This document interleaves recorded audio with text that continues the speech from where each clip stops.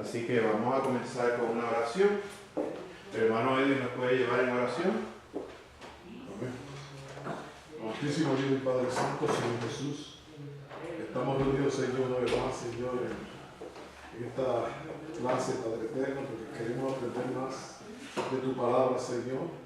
Ábrenos el entendimiento para que podamos entender, Señor, todo lo que en esta noche sea, Señor, Padre Santo, aleluya, enseñado, Señor. Bendice a nuestro profesor, Padre Santo, y darle palabra, Señor. Aleluya, que sea tu Santo Espíritu, Padre Eterno, dirigiendo, Señor, para que la palabra que sale de sus labios, Señor, sea por, aleluya, por la conveniencia, Señor, de que podamos aprender más, Señor, en esta noche, Señor. Bendice a nuestro hermano Héctor, bendice a los hermanos que están en esta noche, Señor, con nosotros, donde quiera que estén, Señor Padre Santo. Extiende tu mano, Señor, en este momento sobre todos ellos, Señor. Y si están enfermos, Señor, sano, Padre Santo, aleluya, para que puedan seguir viviendo, Señor, a aprender, Señor, de tu palabra, Señor. Gracias, Padre Eterno. En el nombre de Jesucristo, te damos gracias. Amén, amén y amén. Vamos a comenzar hoy con Eso yo tengo. Ajá, dale. No, es que tengo algo, como que algo viene, como que algo va a pasar, no sé. Así, se llama el arrebatamiento, donde Cristo va a llegar a las nubes, a buscar a su iglesia. Y eso lo estamos esperando con toda fuerza. Además de eso, pues sí, un trabajito que a lo mejor le voy a dar. Eso era lo que estaba diciendo. Ay, Señor.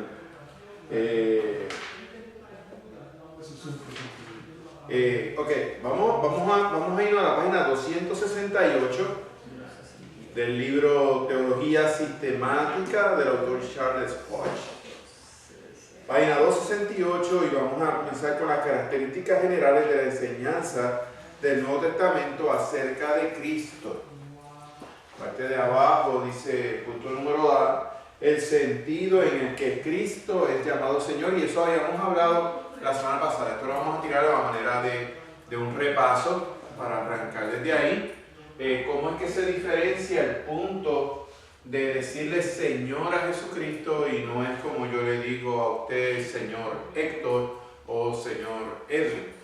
Señor, ese título de Señor que se le da a Cristo en ese momento es un título mucho más alto, distinguido, superior, ¿ok? Y dice el libro en esa página, el primer argumento del Nuevo Testamento como demostración de la divinidad de Cristo se deriva del hecho de que Él es en todo lugar llamado Señor.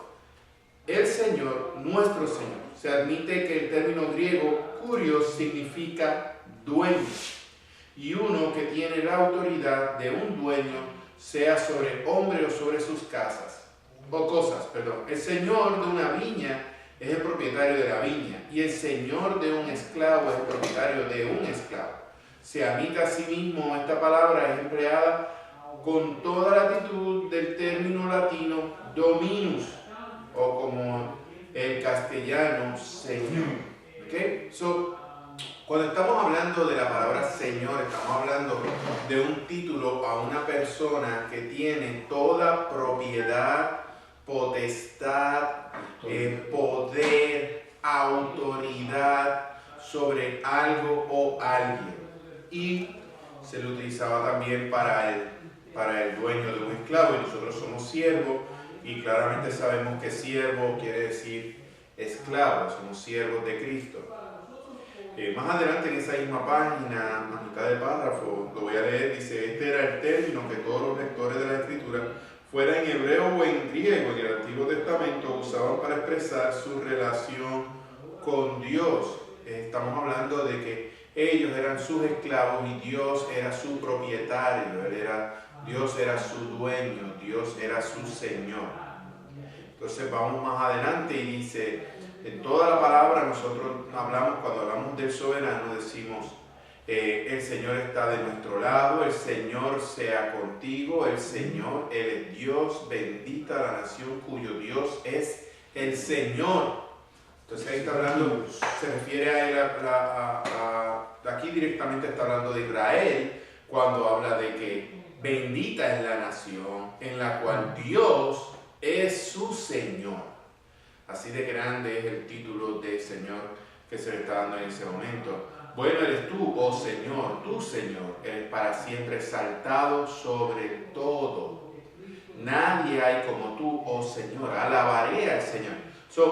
Vemos la distinción de esa palabra Señor. No es como yo decir, yo puedo decir a Edwin, Señor, Edwin, pero yo no alabo a Edwin. Yo no exalto a Edwin. Señor con letra minúscula. O sea, Edwin no es mi dueño, no tiene potestad sobre mí. Puede tener el título de Señor, pero no es el Señor. ¿Y cómo le dicen en Inglaterra? Lord. El Lord, sí, Lord. ¿Por qué? Porque, y volvemos, porque no es que esté mal, es que Él es dueño de una tierra, tiene un poder sobre algo material, pero el título de Señor, que cuando se tradujo la Biblia al inglés, se le dio el título de Lord, se está refiriendo a un Señor, a una persona que tiene potestad sobre todo y sobre todas las cosas y sobre toda persona. Sobre el título de Señor es mucho más amplio, pero muchas veces lo sacamos de contexto. Entonces, cuando vamos al Nuevo Testamento, a Jesucristo se le dice Señor de señores. Todavía ahí te está diciendo, déjame aclarar algo. Usted es un señor y es dueño de, pero este es el Señor de señores, el Rey de reyes. O sea, estamos hablando de una persona a un nivel mucho más alto. ¿Estamos hasta ahí? ¿Preguntas con ese tema? También el término pastor. Es el pastor de pastores. De pastores, sí. Y ahí estamos haciendo la diferencia. Entonces, ¿por qué se está dando esta diferencia? Porque cuando se le dice a Jesucristo Señor, no se le está diciendo Señor como el título de la persona, sino porque tú eres el dueño, Señor absoluto de todo y tienes poder sobre todo. Entonces, para llevar una distinción mayor al título, entonces se decía Señor de señores, Pastor de pastores, Rey de reyes, porque ustedes son reyes, pero este es el Rey de todos ustedes. O sea, está llevándolo a su lugar altísimo. En la Biblia, no sé si fue que yo leí esto en la Biblia, eso, que Jesucristo no le hizo caso a alguien hasta que le dijo Señor Jesucristo. ¿Es verdad o no? Eso no. No me hace mucho sentido, tenemos que buscarlo. Pues lo leí en otro, no estoy diciendo que no me acuerdo. Porque Cristo era una persona, fue un ser que atendía a todo el mundo y dependía. Fíjate, si algo Cristo nos muestra en las Escrituras, es que Él no estaba buscando el reconocimiento de otras personas. Fíjate cuando el mismo Pilato le dice, entonces tú eres rey, Él le dice, tú lo dices. Yo no te lo estoy diciendo, tú lo dices. Y cuando le preguntó a los apóstoles, ¿y quién soy yo?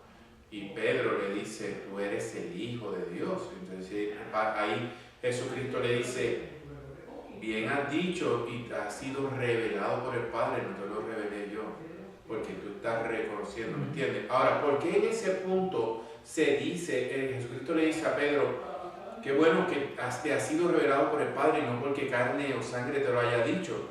Es porque, y aquí invito en el libro lo dice, en la página 269, en el último párrafo, más o menos a mitad, dice, porque nadie le podrá llamar Señor si no es porque el Espíritu Santo te da convencimiento para que tú reconozcas a Cristo como tu Señor. Porque ¿cuál fue la diferencia en el pueblo de Israel para que algunos del pueblo lo rechazaran? Porque el Espíritu Santo no se lo revelaba. Porque nosotros entendemos que Cristo es nuestro Señor sin haberlo visto. Porque el Espíritu Santo nos lo revela. Y eso es bien importante, especialmente cuando estamos trabajando con la apologética de nuestra fe, que tenemos que entender que no podemos, si tú ves que la persona no te entiende, porque el Espíritu Santo nos lo ha revelado.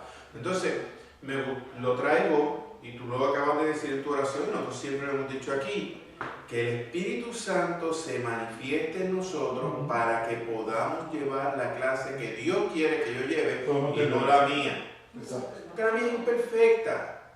Yo soy humano. yo no tengo más poder allá que ustedes. Mi oración va a ser tan escuchada por el Padre como la tuya, Héctor.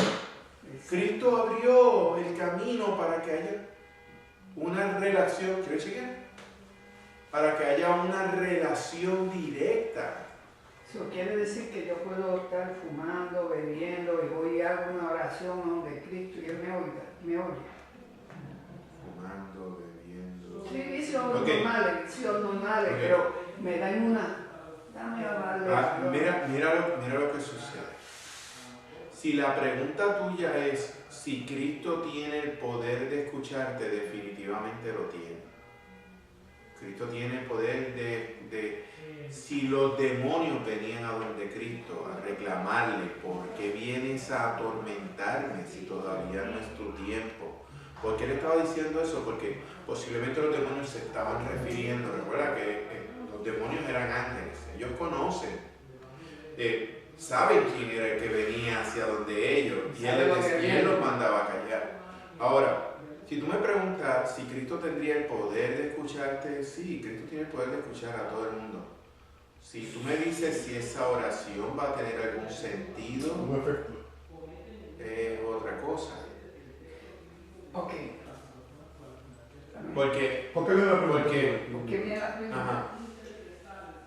Viene la pregunta porque yo digo que Dios nos ama a todos. Sí, a todos. Y no importa quién tú eres. Ahora,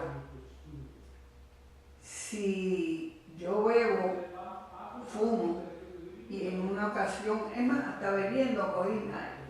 Tengo ganas de hablarle a Dios, me dio por hablarle a Dios, Dios mío, sácame de esto, yo no soporto esto, bendito. Algo que sea, yo paro de beber, de fumar, Dios me va a oír. Primero te voy a hacer una pregunta.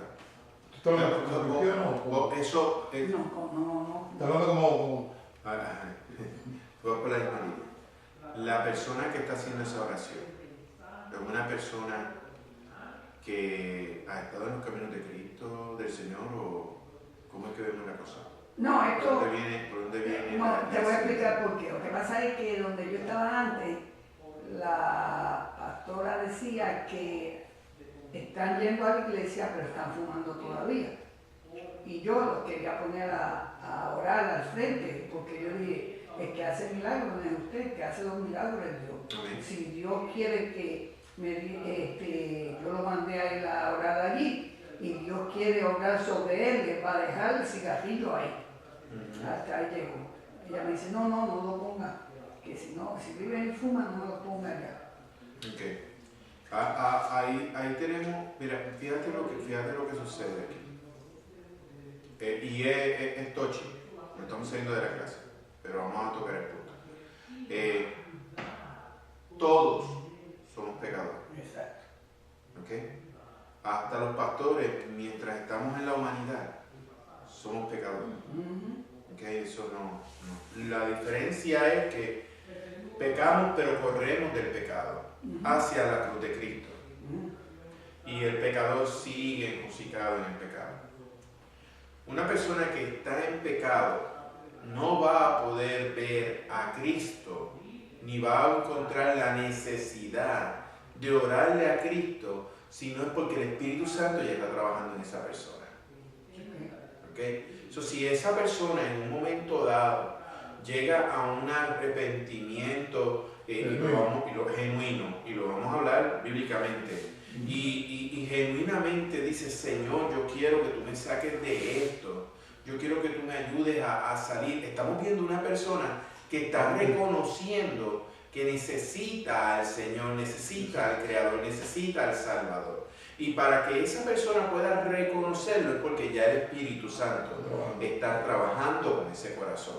Porque en 2 Corintios, yo lo he hablado muchas veces aquí, te dice, a ver si Dios te permite el arrepentimiento para que se abran tus ojos y vengas a la verdad y escapes de esa manera del lazo del diablo en el cual estás cautivo. Para que esa persona pueda abrir sus ojos a la verdad y corra a Cristo es porque ya el Espíritu Santo está trabajando. Que dentro de eso hay un proceso en la persona. Sí. Y claramente la palabra dice, Dios ama al pecador, pero aborrece a su pecado. O sea, Dios no está de acuerdo con que la persona siga pecando. Pero ¿quién soy yo para evitar que esa persona llegue a un arrepentimiento total en su corazón simplemente porque está fumando? Yo no puedo decirte, porque tú estás fumando, tú no puedes entrar a la iglesia. Porque la iglesia está abierta para los pecadores. Lo que yo sí te puedo decir es, estás haciendo algo que está mal y vamos a quitar el cigarrillo, porque eso es lo de menos, ese se ve. Eso es una ofensa que tú la ves, la hueles, que tú te das cuenta. Vamos al que murmura. Vamos al que habla de ti a espaldas tuyas. Vamos al que, a la persona que viene, hermano, Dios te bendiga, y como todas las espaldas, ese. La murmuración. Ese es un pecado grave. El que le falla a su mujer, le es infiel, el que está viviendo en concubinato. ¿Por qué? Porque el sexo no es el problema, pero tener sexo fuera de una bendición del matrimonio, sí, porque eso es fornicación.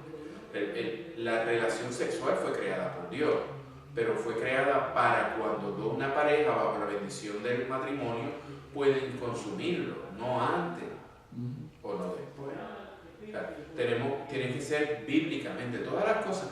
El que miente, si está hasta en la ley lo dice, uno de los 10 mandamientos, no mentirás. El que desea los bienes ajenos, el envidioso. Esas son cosas que no se pueden ver a simple vista. ¿Cuántos hay así dentro de la iglesia? ¿Los vas a sacar? No, hay que tener misericordia y esas personas tienen que ir trabajando en su proceso, porque estamos todos en un proceso. Todos estamos en un proceso y ellos van a tener que ir trabajando en su proceso para llegar hacia la santidad. Pero en lo que tú llegas, sí, hay fallos que se cometen. Hay errores que tú cometiste en el pasado y tienes que venir ahora y tienes que reconocerlo, tienes que aceptarlo, tienes que aceptar responsabilidad y tienes que restituir si hay que restituir. Pero no quiere decir que porque estés en el proceso de hacerlo, entonces tú eres un pecador impío. No, eres una persona que reconoce que tuvo una falta, que está arrepentido y que necesita la ayuda del Señor para continuar hacia adelante. Entonces nosotros los hermanos de la iglesia, pues ¿qué tenemos que hacer? Darle un apoyo a esa persona, motivarlo a que continúe hacia adelante, a que pueda rectificar su vida, porque es que todos, de alguna manera u otra, pecamos, traemos en la carne. Diariamente, a veces sin querer. Mira, Job cuando Job sacrificaba, dice la palabra, que sacrificaba por sus hijos, incluso por aquellos pecados que ellos no se hayan dado cuenta que hayan cometido. Que son los pecados de omisión, que son los pecados que yo no me doy cuenta que estoy cometiendo. O sea, es un proceso, mientras estemos en la carne es un proceso. No somos quien para señalar, podemos señalar en el carácter personal y decirte, Héctor, estás haciendo esto mal. Te digo que bíblicamente está mal, debes corregirlo, pero quizás no te pongo de pastor a trabajar al frente del pueblo porque veo que está mal. De ningún ministerio que pueda estar expuesto. Pero hay que darle la oportunidad dentro de la iglesia. Eso es lo que vienen a buscar. Todo. La iglesia es un hospital de pecadores. Dios, ¿a quién vino a buscar a Cristo? Vino a buscar a los enfermos. Él dijo, el que está sano no tiene necesidad de médico. En otras palabras, yo no puedo mandar a orar al frente por la congregación. Lo que esa persona dijo, lo que esa persona te dijo, hay que ver. A lo mejor se refería al altar no puede. Lo que pasa es que ahora. Y los que están callados se suben. Esa es la cosa. Por eso, porque si tú no sabes, ¿cómo tú puedes? A eso es a lo que voy. Tú no puedes. ¿Qué hay de las personas que están arriba? Son todas puramente santas. O sea, entonces tenemos que tener cuidado. Tenemos que simplemente continuar apoyando a los hermanos a que vengan a los pies de Cristo y permitir que el Espíritu Santo vaya trabajando con ellos. Nosotros creemos en nuestra iglesia que la persona cuando llega debe sentarse primero, debe recibir palabra y debemos ver el tipo de persona que es. Y si una persona nueva que no conoce bien de la escritura, hay que dar discipulado. Claro. Para que la persona vaya aprendiendo eso. Y entonces ahí tú vas a ir viendo Poco a poco. esos detalles. Pero yo tengo un hermano en nuestra iglesia que es una persona excelente, una persona súper dada a todo el mundo. No voy a decir el nombre porque él sabe quién es y tú vas a saber quién es porque es bien conocido en la iglesia y tiene un testimonio. Él era un adicto a droga en la calle. Y cuando llegó a nuestra iglesia todavía él fumaba. Esa era parte pero él viene de las calles, de ser un vagabundo. Y él mismo lo dice, y tú lo ves ahora, ese hombre es perfecto. Si nosotros no lo hubiésemos aceptado porque lo vimos fumar ahí en la esquina. Y él una vez en su testimonio dice que él fue a donde nuestro pastor a decirle, yo no voy a entrar más a tu iglesia porque tú todavía fumas. Y Pastor Orlando lo abrazó y le dijo, tranquilo que dice que estás en un proceso, ven a la iglesia. Si ahí en ese momento Pastor Orlando lo hubiese rechazado, posiblemente volvía a la calle. Exacto. ¿Ves? Tenemos que tener misericordia. Porque yo no, si el Señor me pusiera y me dijera, Héctor es un pecador, cae la pedra, yo tengo que decir, yo no puedo tirarle piedras a él porque yo no soy santo. En la iglesia vienen prostitutas, Claro. vienen homosexuales, vienen drogadictos. Ahora, como yo en un hospital. Pero un hospital, ahora tú no. Viene una persona, por ejemplo, con una tendencia homosexual, por poner ese punto, o una persona que ha tenido un problema con niños, no lo vas a poner a cuidar a los niños en la escuela bíblica. ¿Tú me entiendes? O sea, No le va a dar de comer. no vamos a poner las cabras para la lechuga. ¿Entiendes? O sea, tenemos que ver y reconocer cuáles son las fuertes de una y las fuertes de otra e ir trabajando. Ahí cae, como dijo el pastor que vive en Santo Domingo, yo lo acepto en la iglesia, pero lo primero que te voy a decir, te me quita la ropa, te pone ropa de hombre. Pero mira, mientras viene, nosotros teníamos un hermano así que venía aquí. Mientras viene, escucha palabra, se somete, recíbelo. Ahora, en el momento en que empieza a tratar de influenciar a los que están dentro de la iglesia, ahí tú como buen pastor, tú tienes que cuidar de tu grey, tú tienes que cuidar de tu oveja, tú tienes que decir, para, hasta ahí, porque la palabra dice que vendrán lobos disfrazados de ovejas. Eso uno tiene que estar pendiente. ¿Ok? Vamos al libro.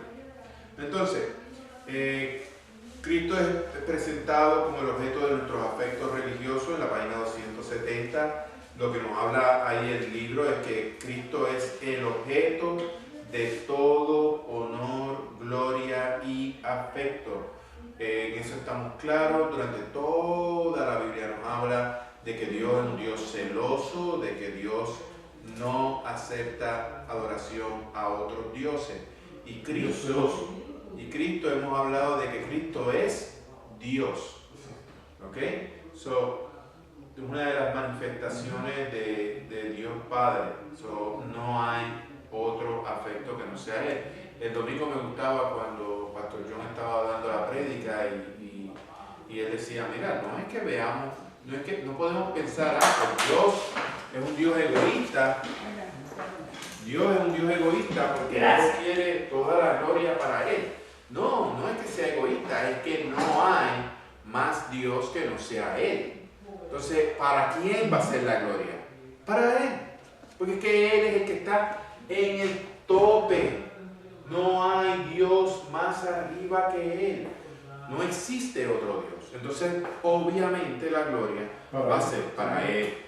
Entonces, eso habíamos hablado, que es bien importante entenderlo, porque hasta que nosotros no podemos ver en perspectiva cuál es la posición del ser humano y cuál es la posición de Dios, no podemos entender bien cuál es nuestra relación con Él.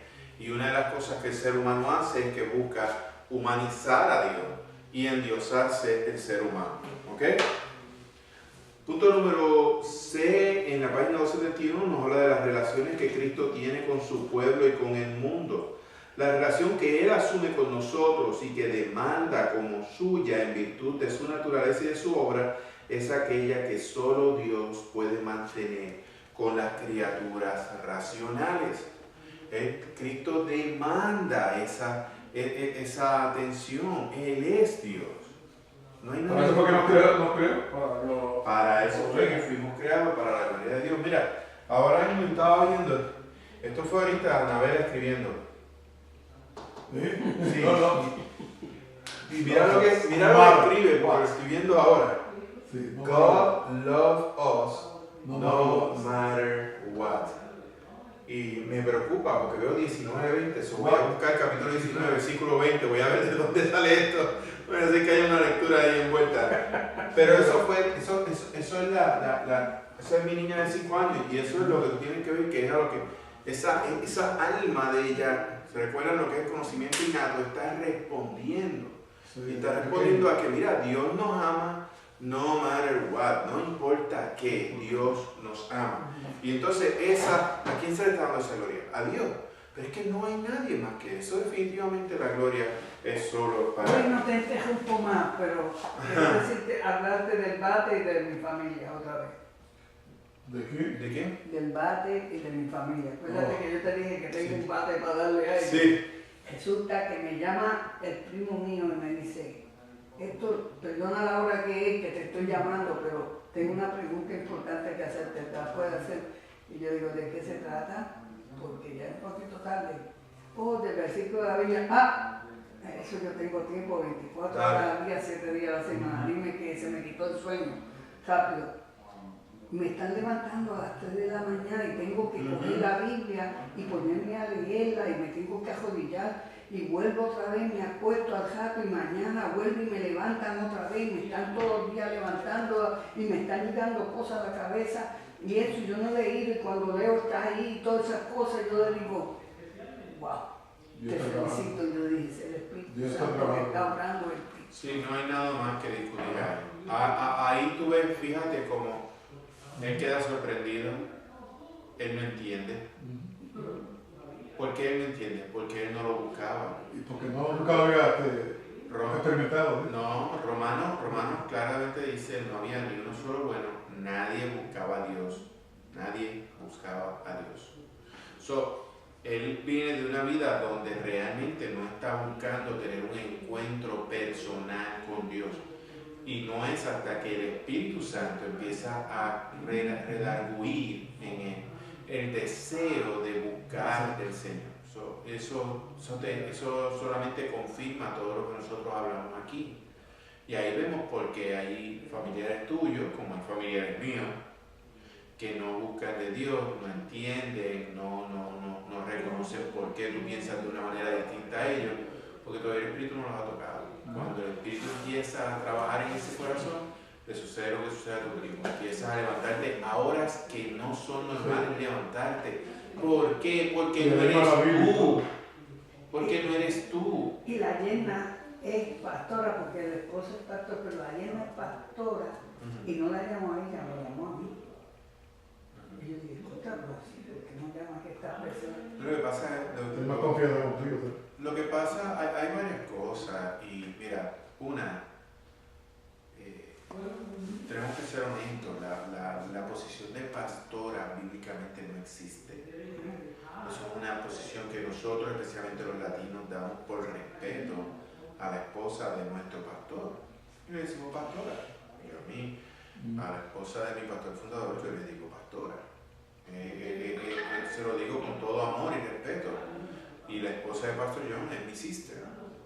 Porque es que bíblicamente no existe esa posición. Entonces, ¿por qué llamarte a ti? Porque bajo el diseño del Señor, tú eres hombre del hogar, tú eres cabeza del hogar.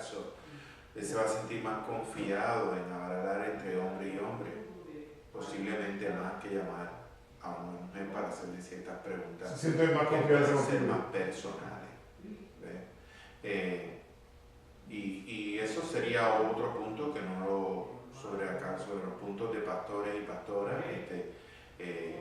Hay muchas diferentes opiniones sobre eso, otro día lo podemos discutir, pero lo importante aquí es que cuando tú ves un ser humano que se está levantando en horas que no son normales para él levantarse, con un deseo de hacer algo que no era lo que leyendo más la Biblia, leyendo la palabra, con un deseo de aprender, a nivel que te llama, que te pregunta, pues es un challenge. Yo te digo una cosa que te digo de todo corazón, nunca te inventes de la manga. Yo no tengo todas las contestaciones, ¿ok? Me falta muchísimo por aprender.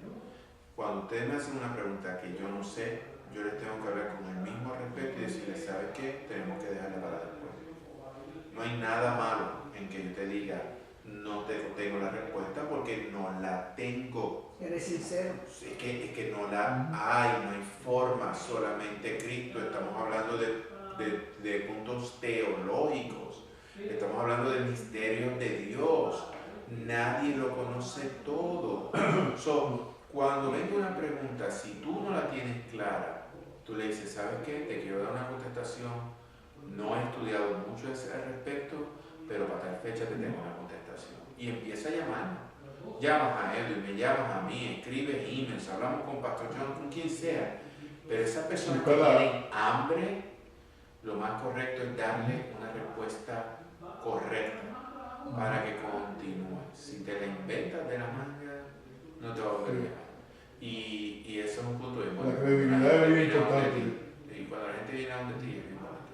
Cuando la gente viene a donde ti y te dice, gracias, ese consejo que me diste, yo no había visto la palabra de ese punto de vista, es bien satisfactorio. Siempre pendiente de darle una respuesta bien honesta. Lo otro es que te busca a ti, que tal vez tú has platicado más con él de la palabra de Dios, y lo que tú le has hablado a él, quizás ha sido más que lo ha interesado, ¿sabes? Que lo ha despertado esa sed de buscar, ¿sabes? De buscar más la escritura, de buscar de Dios. Entonces puedes ver en una persona que, ¿sabes? Que lo puede ayudar más a ayudarlo en este entendimiento ahora. Pero eso lo que nos demuestra es que hay un proceso sobrenatural. Sí. Es un proceso sobrenatural porque nuestra naturaleza humana nos dice que a las 4 de la mañana estamos durmiendo. No estamos leyendo la Biblia. Cuando tú empiezas a despertarte a esa hora para leer la palabra de Dios, que es algo que no hace sentido humanamente. O sea, si tú vas a leer un libro, una persona que no está metida en los caminos del Señor, lo que ve en la palabra es un libro histórico, de una historia, de una religión. Tú y yo no, tú y yo vemos que la palabra es vida y nos enseña y es la manera que debemos nosotros seguir hacia adelante aprendiendo. Cuando tú te despiertas a esa hora, tú dices, aquí hay algo sobrenatural, porque mi naturaleza me llama a dormir.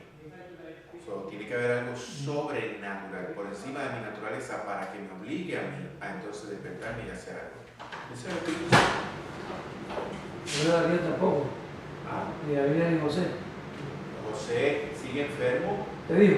Sí, su hijo a él. Bueno, viene que fue a casa. Con el mal sí, y la Biblia en el corazón. Y ya veo. Tenemos que ir a visitar la Biblia. Y Janet. Allá yo voy. Tenemos que ir a visitar la Biblia. Janet no vino. Yo voy a caer a ustedes, pero mira, hubo un accidente bien feo. No sé si ya José llegó al lado, sí, tampoco ha llegado. Cuando termine, te está esperando Lorenzo. Por eso, no hay problema. Ahora está enseguida. Okay. Eso es lo que pasa. Y eso que le esté sucediendo a tu primo es muy bonito. Muy bonito. Yo le digo, ¿tú te crees que tu abuelo dio jodilla? Pero fíjate que cuando Dios entiende que es correcto para la persona venir a los caminos de Dios. A lo mejor todavía no estaba maduro para entender los caminos del Señor. Por eso es que venimos a diferentes edades. Venimos a diferentes edades. Pudiste haber estado todo el tiempo criado en el Evangelio y no haber escuchado el Evangelio. Exacto. Hasta que de repente el Señor dice, ok, hasta aquí. Y mi mejor ejemplo, el que siempre uso, Pablo, asesino, perseguidor de la iglesia, hasta que Cristo le dijo, hasta aquí. Cambió completamente. Un saduceo, legalista, que perseguía porque entendía que esto era unos blasfemos y yo voy a complacer al Dios que yo le sirvo, que era Jehová del que él hablaba, matando a estos sinvergüenzas. Él estaba en un proceso. Y luego de eso, ustedes saben que yo siempre he dicho, Pablo es la figura más prominente en el Nuevo Testamento después de Cristo. Después de Cristo, Pablo. Él escribió 3/4 partes Sí, 3/4 partes y viajó todo lo que en un momento dado se echa prácticamente a llorar diciendo, no tengo dónde más ir a predicar. Yo siempre he dicho, tú le dabas a Pablo una cuenta en Facebook, Twitter y un celular y el hombre predicaba en la luna. No le des carro, dale eso nada más. El hombre estaba a pie, en barco, caminando. Pablo es increíble. Bueno, vamos a continuar. Su control sobre toda la criatura, en la página 272, estamos hablando de Cristo, para terminar el punto de Cristo y comenzar la semana que viene con el Espíritu Santo. Su control sobre toda la criatura, la autoridad divina de Cristo se manifiesta en el control que él afirmaba sobre todo su pueblo y sobre toda la criatura. Página 272, abajo. Todo poder estaba y está en sus manos. Sus ministros están bajo su dirección. Bajo su dirección. Él envía a uno aquí y a otro allá. Todos los trabajos y viajes de Pablo fueron llevados a cabo bajo su continua conducción. Pablo, que estamos hablando ahora, dirigido continuamente a través de Cristo. Esta es tan solo una ilustración del control absoluto y universal que Él ejercita constantemente sobre todo el universo. Los ángeles del cielo son así y sus mensajeros y el curso de la historia humana, así como las circunstancias de cada persona individual. Él va determinado solo por Él y también está en sus manos el destino eterno de todos los hombres. Yo recompensaré a cada uno, dice Jesucristo, dice Él, conforme a sus obras, Mateo 16:27. Ahora, mira este punto lo saca mucho de contexto y lo quiero aclarar antes de que pasemos de aquí. Mateo 16:27 y Apocalipsis del 22 al 12. Dice, yo recompensaré a cada uno, dice él, conforme a sus obras. Entonces hay muchas religiones, ¿lo encontraron ahí? ¿Encontraron ese punto? Yo recompensaré a cada uno, dice él, conforme a sus obras. Sí, y entonces la gente entiende que nuestra salvación es por obras. Pero él está diciendo que ustedes se salvarán por sus obras. Ustedes se salvan por la gracia de Dios, que ha sido derramada a través de mí, porque yo tomé el lugar de ustedes y acepté la ira del Señor con la intención de pagar sus pecados, y por eso nosotros fuimos lavados con su sangre. Estamos hasta ahí. Lo que él está aquí hablando es de las recompensas que tendremos nosotros en nuestra vida eterna, basada en que en nuestras obras. Pero ¿por qué nosotros tenemos buenas obras? Ya lo habíamos dicho antes.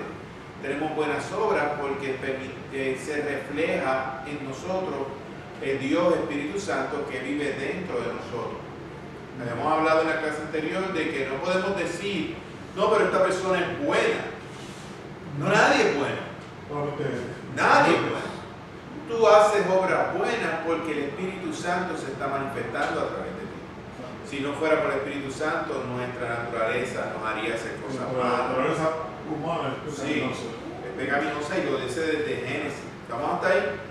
Entonces dice en Apocalipsis, muchos me dirán en aquel día, Señor, Señor, no profetizamos en tu nombre, y en tu nombre echamos demonios, y en tu nombre hicimos muchos milagros, y entonces les diré claramente, nunca os conocí, apartaos de mí, hacedores de mi iniquidad. En el último día, al tiempo de la siega, le diré a los segadores, recoged primero la cizaña y atadla en manojos para quemarla, pero el trigo guardarlo en mi granero. Mateo 13:30, en el versículo 41, dice, enviará el Hijo del Hombre a sus ángeles y recogerán de su reino todo lo que sirve de tropiezo y a los que hacen iniquidad, y los echarán al horno de fuego. Allí será llanto y el crujir de dientes. Aquel día el rey dirá: apartaos de mí, malditos, al fuego eterno, preparado para el diablo y sus ángeles, porque tuve hambre y no me diste de comer, tuve sed y no me diste de beber. En cuanto no lo hiciste a uno de estos más pequeños, tampoco a mí me lo hiciste. Entonces, aquí vemos que lo que te quiere decir en este pasaje es que todo está bajo el control de ¿quién? De Cristo. Sí. Está todo bajo su control. Él es el que lleva el control de todo en todo momento, tanto pasado, presente, futuro. Por eso es que se dice que en Él se hicieron todas las cosas, en Él todas las cosas se sostienen. Y también dice que toda rodilla se doblará ante Él. Y estamos hablando en futuro. La naturaleza de sus promesas es el próximo punto. Lo mismo queda claro de la naturaleza de sus promesas. Cristo promete bendiciones a su pueblo que nadie, sino Dios, tiene el derecho o el poder para conceder. Él promete perdonar los pecados. Y esa era una de las peleas más grandes que él tenía en la sinagoga. Por eso incluso fue que a él lo crucificaron. A él lo crucifican por ser un blasfemo, porque él decía que tenía el poder de perdonar los pecados.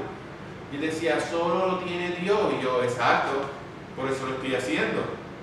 ¿Por puedo perdonar los pecados?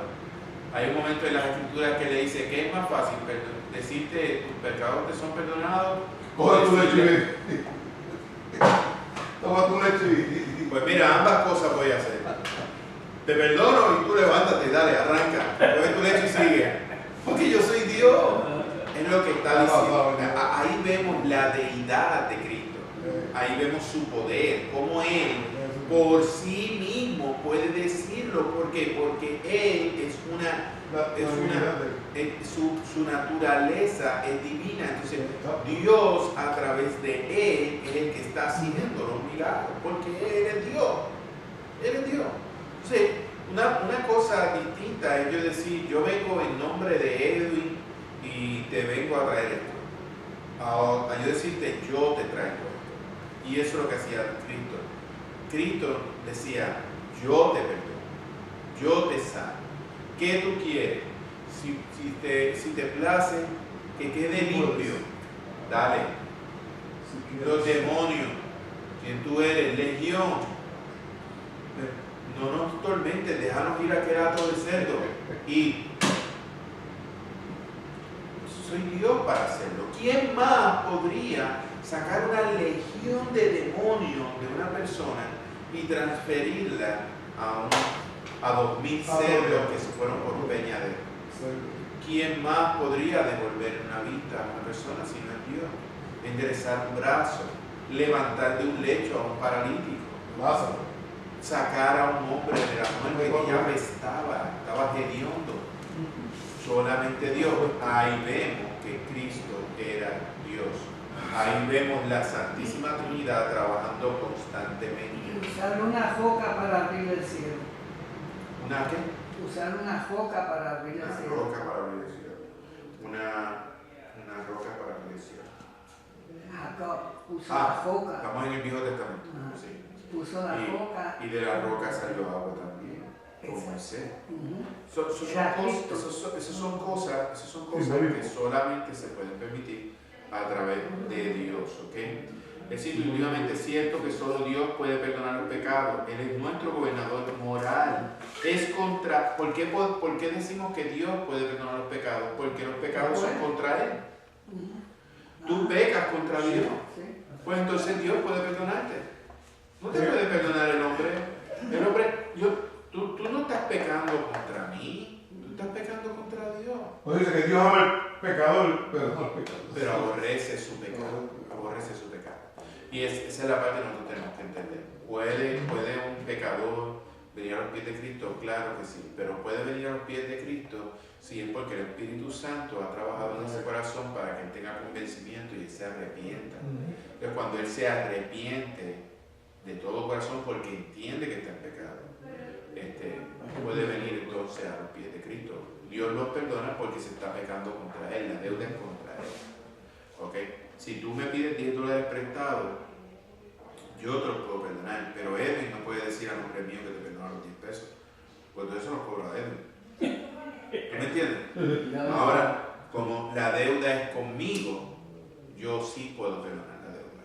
Eso es lo que hace Dios. Los pecados son contra Él, Él puede perdonar, pero no los puede perdonar María, no los puede perdonar Lázaro, no los puede perdonar San Tadeo, San Judas Tadeo, no lo puede perdonar nadie más, solo lo puede perdonar Dios, porque la deuda es contra Él. ¿Okay? Y por eso Cristo lo hacía.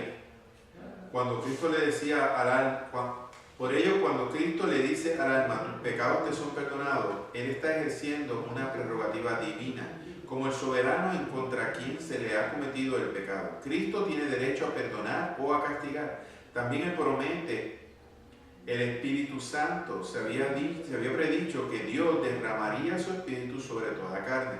En su discurso de despedida a los apóstoles, Él dijo, yo os enviaré a otro Consolador, el Espíritu de verdad, que quedará con vosotros para siempre. Todas las influencias santificadoras, así como todos los dones de enseñanza y de milagros de la Iglesia jamás haya usado, vienen del Señor Jesucristo. Él da al Espíritu a cada uno conforme a su voluntad. A cada uno de nosotros, dice Pablo, fue dada la gracia conforme a la medida del don de Cristo. Eso está en Efesios 4 al 7. Él promete escuchar y responder a las oraciones de su pueblo en todas las edades y en todas partes del mundo. Todo lo que pidáis en mi nombre, yo lo haré. Allí donde están 2 o 3 reunidos en mi nombre, allí yo estoy en medio de ellos. He aquí que yo estoy con vosotros todos los días hasta el fin del mundo. Así, Él, Jesucristo, promete su presencia continua a sus discípulos, sea donde sea que se encuentren. También promete la vida eterna a todos los que crean en Él. Él tiene poder para vivificar o para dar vida a lo que Él quiera. Mis ovejas oyen mi voz y yo les doy vida eterna. ¿Qué sucede con las que no son sus ovejas? No responden. No responden. Yo estaba viendo los otros días en Facebook una escena hermosa. En aquella área había como 150 ovejas, 200 ovejas. Y todo el mundo venía llamando y no venían. Hasta que no venían. No venían. Hasta que yo lo boté. Y piso, igual, y le pitaban. Ninguna venía. Hasta que el pastor le pitó, la llamó. Y todas viraron. Todas venían de su pastor. Esa es la diferencia. Entonces, ¿por qué hay personas que responden? Porque no pertenecen todavía al rebaño. ¿Puede ser que lleguen a pertenecer al rebaño? Sí, me imagino que sí. Pero ¿quién sabe eso? Solo Dios, porque Dios hay que conocer los corazones de cada uno de nosotros. No somos nosotros. Por eso nosotros estamos llamados a llevarle la palabra a todo el mundo. Los que van a responder, ¿quiénes son? Los que son del rebaño del Señor. Los que no son, no van a responder. No van a responder. Te van a tildar de loco. Pero por eso Pablo dice, para otros esto es locura, pero para mí es poder de salvación. Porque hay otros que no lo entienden. Tú sabes que yo veía eso donde quiera, así. Un tipo lo llamaba, la oveja no venía. Él venía, el pastor lo llamaba y venía. Y yo no entendía eso hasta ahora. Ahí tú ves el fruto. Eso mismo se aplica en la palabra, de la misma manera. Y ahí él lo dice que mis ovejas oyen mi voz y yo les doy vida eterna. Yo les los levantaré en el día postrero. Al que venza le daré de comer del árbol de la vida. Sé fiel hasta la muerte y te daré la corona de la vida, la corona de justicia, la cual me dará el Señor, el juez justo, en aquel día. La paz os dejo, mi paz os doy, yo no os la doy como el mundo la da. ¿Por qué? Porque dice que yo no la doy como el mundo la da, porque la paz que el mundo nos da es una paz pasajera. Hoy te digo sí, pero cuando tú das la espalda, córtale la cabeza a esto. Es una paz pasajera. Es a veces con nuestras propias esposas, que son nuestra propia carne. Estamos en paz hoy y mañana estamos peleando. Así es. Por cualquier tontería. No, paz ficticia, ¿no? El mundo da una paz pasajera, pero la paz de Cristo es una paz eterna. También Cristo lo dice cuando habla con la mujer samaritana: si bebes de esta agua, tendrás sed, pero si supieras con quién tú estás hablando y tomaras del agua que yo te doy, y te saciaré la vez. Jamás. Jamás Porque te doy agua viva. Por eso la Jamás Biblia, tendrá por eso la Biblia dice que cuando Moisés tocó la roca, ellos fueron bautizados espiritualmente por Cristo. El Señor. Vamos al punto número, página 274 para terminar el punto con la deidad de Cristo. Su control sobre la naturaleza, página 274. Su control sobre la naturaleza. Y con esto terminamos. Vamos, ya estamos. Rompieron una cerradura ahí. Voy a checar. Las leyes de la naturaleza están ordenadas por Dios. Pueden ser cambiadas o suspendidas solo por quién, por Él. Por ello, un milagro o cualquier acontecimiento que involucre tal cambio o suspensión es una evidencia de la operación inmediata del poder divino.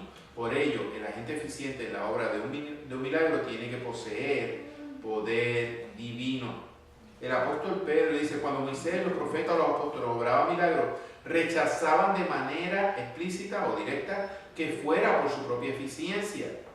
¿Por qué no miráis a nosotros, dice el apóstol Pablo, como si fuera por nuestro propio poder que hemos sanado a este hombre? Cuando Moisés dividió el Mar Rojo, decía que la eficiencia por la cual fue producido aquel efecto no estaba más en él que en la vara con la que golpeó las aguas. Está diciendo, mira, yo no tengo más poder que el poder que puede tener esta vara que tocó esa agua. Yo no tengo el poder, no viene de mí. Pedro decía, ¿por qué me mira con ojo de vaca que se va para el risco? No soy yo, Oh, wow. es Cristo. Van dos esta con esta. Para que veas. ¿Eh? Entonces dice, Cristo nunca atribuyó su poder milagroso a otra fuente fuera del mismo. Él mantuvo su propia prerrogativa y Él confirió este poder a otros. Él dijo de Él mismo que tenía poder para poner su vida y poder para volverla a tomar. Que Él tenía vida en sí mismo, que Él podía dar vida a aquello que Él quisiera. Le dijo a sus discípulos poder para hollar serpientes y escorpiones y sobre todo el poder del adversario. Por tanto, cada milagro de Cristo era una manifestación visible de su divinidad. Cuando Él sanaba a los enfermos, abría los ojos a los ciegos, restauraba a los cojos, resucitaba a los muertos, alimentaba a miles con unas pocas hogazas de pan y calmaba el tempestuoso mar, era con una palabra, con el ejercicio sin esfuerzo de su voluntad. Así manifestó su gloria, dando una demostración ocular a aquellos que tenían ojos para ver de que era Dios en forma de hombre. Por ello apelaba directamente a sus obras. Aunque no me creáis a mí, creed a las obras, para que conozcáis y creáis que el Padre está en mí y yo en el Padre. Si no hago las obras de mi Padre, no me creáis, dice Juan 10, 37 al 38.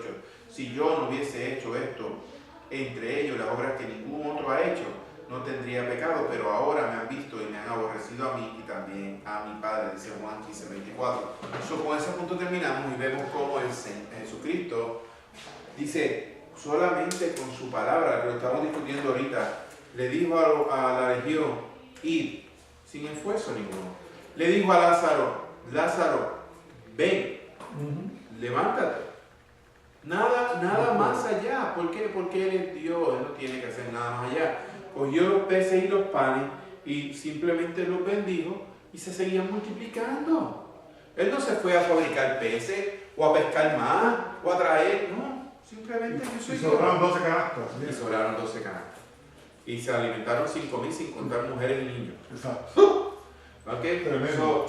Con eso damos por Damos el concluido proyecto que va a ser lo que es la divinidad de Dios. Me gustaría que ustedes leyeran de la página 275 a la 285, son 10 páginas, pero ahí lo que estamos viendo son los escritos de San Juan, 275.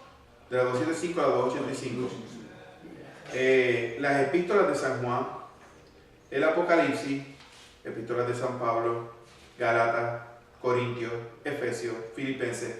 No es mucho material, ¿ok? Colosenses, pero aquí podemos ver más de este punto dentro dentro de lo que es la divinidad de Cristo. ¿Okay? Ok. Yo les puedo dar los detalles después y que me Se va, 8:30. Bueno, vamos a ver. Pastor, venga ahora con nosotros. Oye, Siempre ahora por siempre Padre, llega gracias para... por el circunciso, Señor. Señor. Padre, gracias por esta clase, gracias por los estudiantes, maestros, bendecimos su vida de sabiduría, inteligencia, para leer tu palabra, Padre, en nombre de Cristo. Amén. Hable con la niña ahora. Ya, amén. Pues se me hace falta un viaje espacial, nadie. Dice que se cansaba, que acostaba, que iba a verla. Es capaz de Que iba a verla. es capaz de